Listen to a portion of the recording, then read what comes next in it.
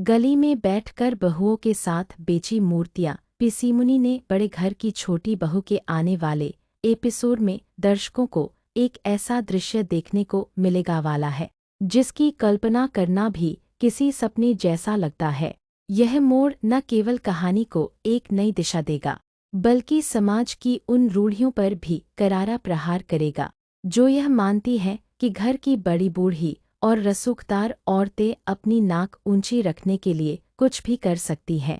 ऋषि मुनि, जिनका नाम सुनते ही पूरे ठाकुर खानदान की बहुएं थर-थर कांपती थीं, जो हमेशा रेशमी साड़ियों और अहंकार के गहनों में लिपटी रहती थीं, आज वह एक ऐसा कदम उठाने जा रही है जो उनकी पिछली पहचान को पूरी तरह मिटा देगा।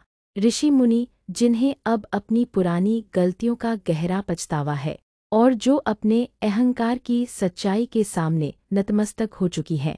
यह सिर्फ बदलाव नहीं, यह एक नई शुरुआत है। अब खुद को बदलने के लिए वह किसी भी हद तक जाने को तैयार है।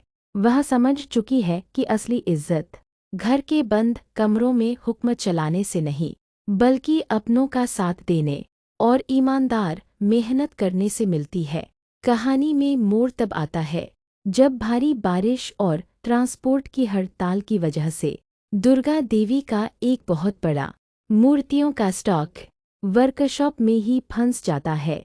समय बहुत कम है और अगर ये मूर्तियां ग्राहकों तक नहीं पहुंची तो न सिर्फ भारी आर्थिक नुकसान होगा बल्कि ठाकुर खानदान की साख पर भी गहरी आंच आ जाएगी। अब सवाल ये है, क्या अहंकार छोड़ चुकी ऋषि मुनि इस संकट की घड़ी में आगे आएंगी या फिर यह तूफान सब कुछ बहा ले जाएगा। बड़े शोरूम्स ने हाथ खड़े कर दिए हैं।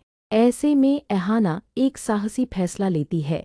वह तय करती है कि अब वह खुद सड़कों पर उतरेगी और लोगों के बीच जाकर इन मूर्तियों को बेचेगी। एहाना का साथ देने के लिए पारो और बड़ी बहू भी तैयार हो जाती है। लेकिन असली सरप्राइज तब सामने आता है जब अब तक खामोशी से सब कुछ देख रही पेशनी अचानक सामने आती है। सबको लगता है कि शायद वह फिर से कोई तंज कसेगी या बहुओं को सड़क पर जाने से रोकेगी। लेकिन पिशनी के मुंह से निकले शब्द सुनकर सबके होश उड़ जाते हैं। अपनी भारी और सख्त आवाज में वह कहती है, इस घर की बहुएं अब अकेले बाहर नहीं जाएंगी, क्योंकि इस बार उनके साथ मैं खुद चलूंगी। इस घर की सबसे बड़ी सदस्य आज उनके साथ चलेगी और उन्हें रास्ता दिखाएगी। अगले ही पल एक ऐसा नज़ारा दिखता है जो पूरे मोहल्ले और समाज के लोगों को दांतों तले उंगली दबाने पर मजबूर कर देता है। पेशनाई, जो कभी अपनी हवेली की दहलीज पार करने के लिए भी 100 नखरे किया करती थी, आज एक साधारण सूती साड़ी पहने, माथे पर बड़ा सा तिलक लगाए घर से बाहर निकलती है। एहाना, पारो और बड़ी बहू के साथ वह सड़क पर उतर पड़ती हैं, न किसी आलीशान कार में बल्कि मूर्तियों से भरी एक साधारण रेह के साथ। यह सिर्फ एक सफ़र नहीं था, यह अहंकार से इंसानियत तक का सफ़र था। विचारों पैदल चल रही थीं। एहाना पिशनी के इस बदले हुए रूप को देखकर भावुक हो जाती है। जब वे गली के नुक्कड़ पर पहुंचती है तो पिशनी अपने सारे संकोच पूरी तरह त्याग देती है। वह खुद गली में बैठकर चटाई बिछाती है और एक एक करके मूर्तियों को सजाना शुरू करती है। यह सिर्फ मूर्तियों की बिक्री नहीं थी, यह पिशनी के अहंकार की अंतिम विदाई थी। जैसे ही लोगों ने देखा कि ठाकुर खानदान की सबसे प्रभावशाली महिला खुद सड़क पर बैठकर मूर्तियां बेच रही है, वहां भीड़ जमा होने लगती है। कुछ लोग ताने मारते हैं, कुछ फुसफुसाते हैं, देखो बड़े घर की बहू। लेकिन हर ताना, हर फुसफुसाहट उस पल में इतिहास बन जाती है, क्योंकि इस बार इज्जत ओहदे से नहीं, ईमानदारी से कमाई जा रही थी। बेटियों के क्या दिन आ गए हैं।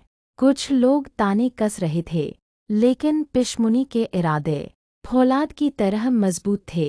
उन्होंने एक ग्राहक की ओर मूर्ति बढ़ाते हुए कहा, बेटा, यह सिर्फ मिट्टी का खिलौना नहीं है। यह हमारी मेहनत और हमारी श्रद्धा है, और मेहनत करने में कोई शर्म नहीं होनी चाहिए। पेशमुनी की यह बात सुनकर एहाना की आंखों में गर्व के आंसू आ जाते हैं। एहाना देखती है कि कैसे पेशमुनी अब उन बहुओं के साथ तालमेल बिठा रही है जिन्हें उन्होंने कभी अपना दुश्मन माना था। बारो, जो कभी पेशमुनी की परछाई से भी डरती थी, आज उन्हीं के साथ बैठकर ग्राहकों को मूर्तियों की खासियतें समझा रही थी।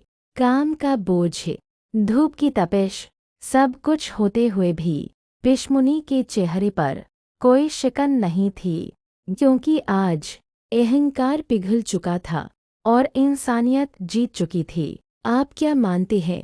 क्या मेहनत और आत्मसम्मान किसी भी ऊंचे ओहदे से बड़े होते हैं?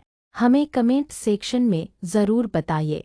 और अगर आपको यह कहानी पसंद आई हो तो एक लाइक ज़रूर कीजिए, क्योंकि आपका एक लाइक हमारे लिए बहुत मायने रखता है। साथ ही चैनल को सब्सक्राइब करना बिल्कुल न भूलें, ताकि ऐसी ही दिल को छू लेने वाली कहानियाँ आप तक पहुँचती रहे।